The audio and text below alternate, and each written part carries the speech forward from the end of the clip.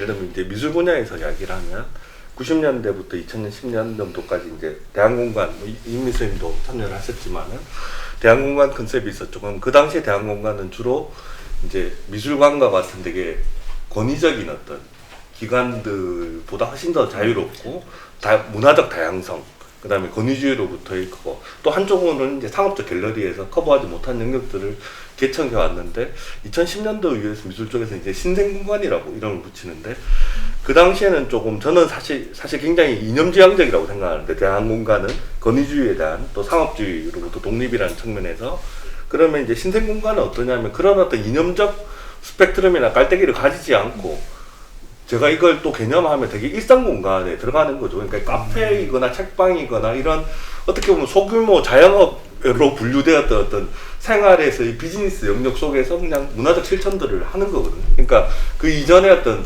대한공간에 굉장히 좀 강한 이념적 동기와 지향성을 가진 집단들과는 좀 다르게, 그런 면에서 이제 김인신 센터장님 말씀하신 것처럼 이게 크게 보면 자영업 범주이기 때문에 비즈니스 마인드도 굉장히 이제 강하게 이제 생겨서, 저는 이제 그런 것들이 굉장히, 그런데 저는 이제 사회적에서 어떤 사회적 동화에 차지하는 역할들은 그 시대의 흐름에 따라서 이제 그 형태가 달라지긴 하지만은 이게 제도권 주류 영역에서 이루어지지 못하는 어떤 빈틈들에서 뭔가 채워나가는 방식이 시대적 조건에 따라서 달라졌다라는 생각이 좀 들어서, 또 그런 면에서는 연결성이 있지 않는가라는 생각이 좀 들고요.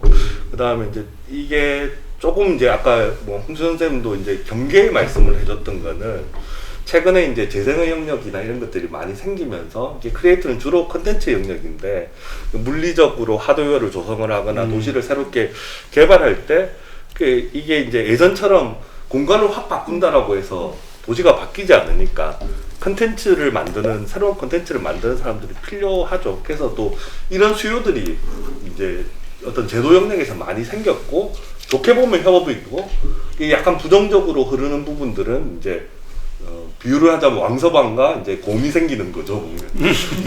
왕서방이 계획을 세우면 이제 그 곰들이 열심히 제주를 부려서 그것에 이제 결과물이 우리 흔히 이야기하는 젠틀리피케이션이고, 그래서 거기에서 이득을 취하는 사람들은 있고, 또 그 크리에이터들은 또 다소 그렇게 부정적으로 될 때는 이제 소모가 되는 이제 그런 부분들 때문에 저희가 이제 또 로컬 크리에이터에 대해서 경계를 하거나 이제 좀 조심스럽게 생각하는 부분도 있는 것 같습니다.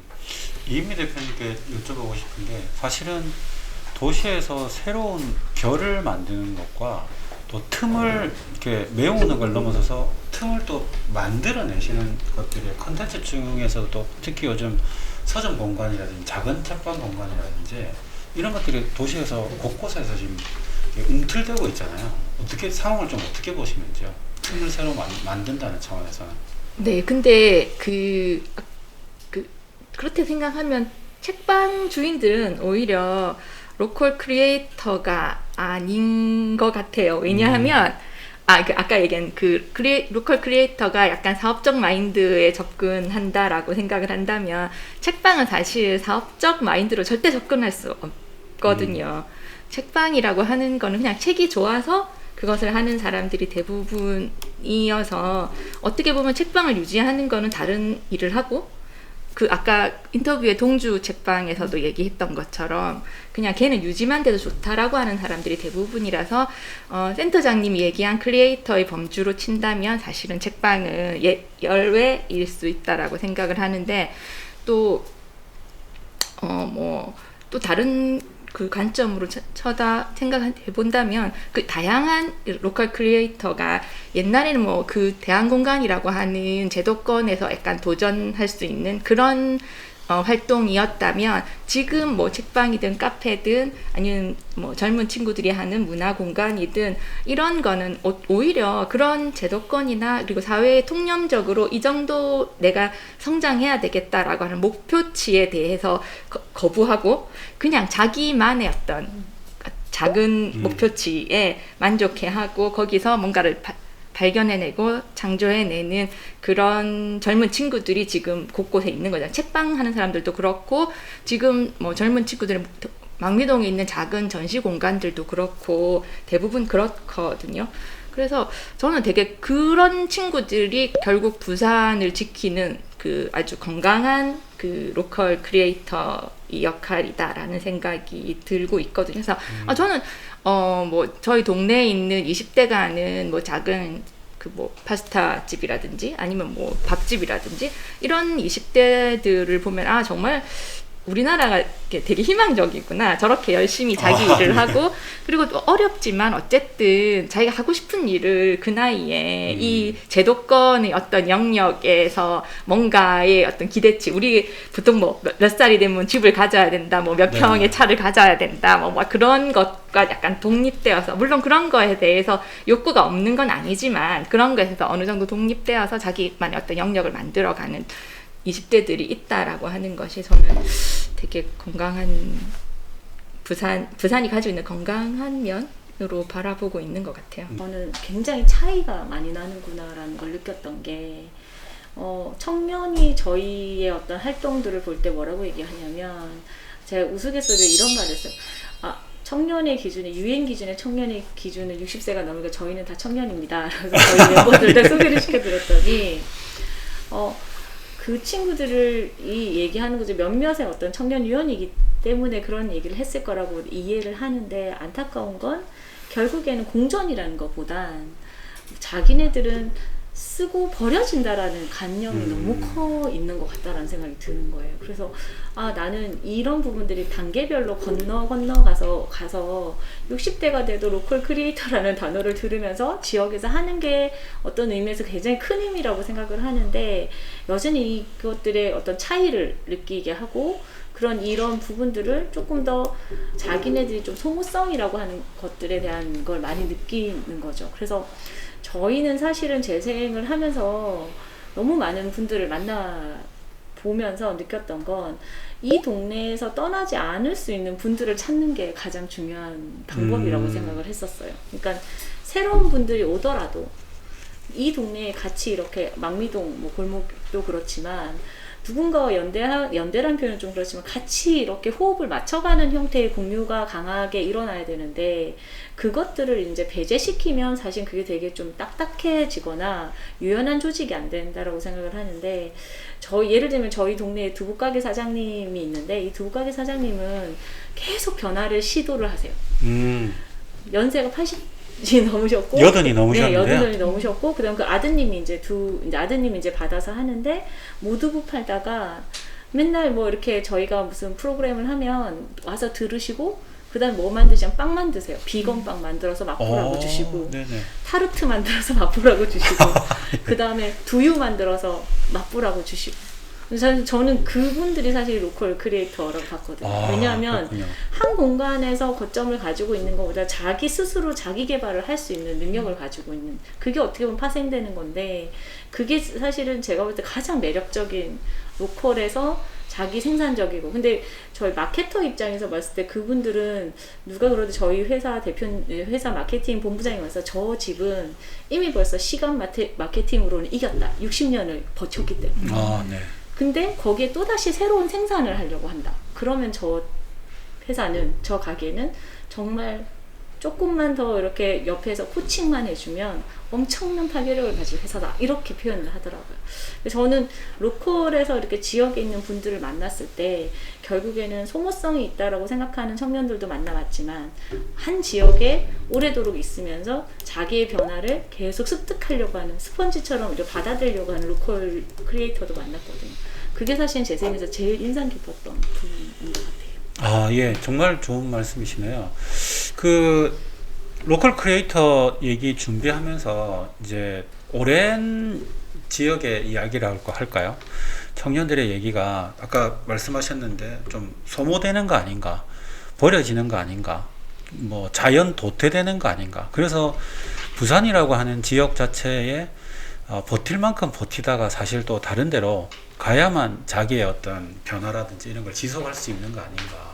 그래서 로컬이 항상 일정 정도 기간이 지나고 나면 이렇게 버티려고 하는 청년들이 다시 버리고 떠나버리는 게 아닌가. 그래서 우리 속담에 그런 말 있지 않습니까?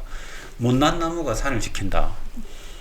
뭐 잘난 나무는 능력이 돼서 나가고 그 다음 나무는 나갈 마음은 없지만 상품성이 있어서 잘려 나가고 결국 우리 선사는 못난 나무들이 지킨다. 뭐 이런 굉장히 안타까운 소득담이 있는데요. 몇 년째 부산에 계시는 건죠? 네 분은? 본인들은 어떤 나무라고 생각하십니까? 저는 정말 순수한 문난나무. 왜냐하면 나간 적이 없으니까. 아, 그러시군요. 한 1년 정도 네. 잠시 서울에 갔다 온 걸 제외하고는 계속 부산에 있는. 아, 예. 그래서 이제 여쭤보고 싶습니다. 그러니까 아까 홍 이사님 말씀으로는 이 부산이라고 하는 지역에서도 스스로 자기 변화를 해낼 수 있는 거 아닌가. 그런데 여전히 좀 상황은 좀 척박한 거 아닌가 이런 생각이 좀 듭니다. 그래서 센터장님께 그 지역의 예술가들 이제 이 또또또가 이 프로그램 지원하시면서 보셨을 때 이런 부분에 자기 변화 그리고 이 지역의 이 예술가들을 소중하게 생각하고 기회를 제공하려고 하는 것들이 조금 차츰차츰 지역도 변화하고 있고 예술가들도 변화하고 해서 이 지역이 앞으로도 뭔가 가능성이 좀 꿈틀대고 있는 것처럼 보이시는 건지 조금만 더 깊게 아까 잠깐 언급은 해주셨는데. 네, 저는 일단 제가 지금 활동하고 있는 작가들 연령대 이때보다는 훨씬 저는 기회들이 있다라고 생각을 하고 있고 그리고 또 그런 기회들을 만들어내고 있는 중이라고 보고는 있습니다. 근데 그것만으로는 아직 부족하다라고 생각을 하고 있고, 아까 홍 회장님 얘기하셨듯이 자기 개발이라는 거 굉장히 중요한 것인 것 같아요. 내발적 어떤 혁신 이런 것들이 분명히 있어야 장래성을 가지고 지속 가능성이 생긴다고 생각을 하는데요. 사실은 그 로컬 크리에이터라는 것이 사실은 정체성이 굉장히 저는 중요하다라고 생각이 들고, 이게 이제 공적 능력에 있어서 그러니까 지금 사실은 이제 올해 저도 연락을 많이 받았는데 로컬 크리에이터를 소개해 달라 또는 뭐 문의가 많이 네. 추천 뭐 이런 등등의 얘기를 많이 듣고 또 주변을 보면은 이제 관련 어떤 공모 사업이나 이런 것들도 많이 등장을 하고 있고 한데, 마치 로컬 크리에이터라는 이름으로 또 좀 뭉뚱그려서 모든 사람들을 또 다 그 안에서 좀 이렇게 대하는, 취급하는 좀 그런 경향이 있는 것 같아요. 뭐 갑자기 생긴 단어인데 그거 전체로 그냥 다 그렇죠. 통으로 그러니까 얘기를 문화 분야나 경제 분야나 뭐 재생 분야나 뭐 다 뭉뚱그려서 다 로컬 크리에이터를 갖다 붙여서 그냥 아울러서 지원을 하고 뭐 한 프로그램을 만들고 하는 그런 경향들이 있는 것 같거든요. 이러면 조금 저는 문제가 있다라고 보고요. 그래서 저는 조금 로컬 크리에이터를 한 방향에서 좀 구체화시켜서 그 정체성을 만들어주는 과정. 그래서 좀 사회학 분야나 어느 쪽에서 빨리 사실은 이런 그 흐름들에 대해서 좀 정리가 좀 필요하군요. 그렇죠. 그런 걸 바탕으로 이제 각 기관들이 공적 영역에서 로컬 크리에이터를 어떻게 활용하고 지원할 것인가 이런 계획들이 나와야 된다고 생각하는데, 그게 잘 안 되면은 제가 이제 지원하고 있는 예술가들의 활동들도 마찬가지가 될 거라고 보고요. 예술가들이 계속해서 본인의 활동 창작 분야는 정해져 있지만 그때 사회적으로 대응해야 하는 태도는 달라져야 되는, 그러면은 그 안에서 과연 그 꾸준히 60년 동안 두부가게를 하신 분처럼 자기 혁신을 할 타이밍을 만날 수 있을까? 계속 이렇게 사회 시류에 맞추는 과정 요령만 익히지 자기 혁신을 만드는 과정은 혹시 좀 더 능력은 떨어지지 않을까, 그런 우려가 조금 되는 부분이 있어요. 그래서 좀 특화해서 이렇게 새로운 분야를 계속 만들어내는 것이 필요하다. 왜냐 그러면은 이 문화예술 분야에서 어떤 지역에서 성장을 한다는 것이 과거에는 결국에는 그 개별 작가로서 성공하지 못한다면은 어떤 문화 조직 내에서 어떤 특정한 역할을 맡으면서 자기 창작 분야보다는 오히려 사회 공공 서비스 영역에서 본인이 존재감을 느끼고 활동하는 경우가 많거든요. 근데 그것이 파이가 한정돼 있고 또 그런 것도 지속성이 영원하지가 않기 때문에 활동 과정들 속에서 사회적으로 계속 그 새로운 분야들이 계속해서 창출되어야 되는데 새로운 개념이 나올 때마다 그냥 앞에 개념하고 뭉뚱그려서 그냥 공적인 그 어떤 그 시스템 자체가 새로움에 맞게 변하는 것이 아니라 그냥 이름만 바꿔서 그냥 똑같은 형태로 지원하는, 그래서 일종의 어떤 대물림 같은 것이 자꾸 일어나고 있다라는 생각이 들어서요.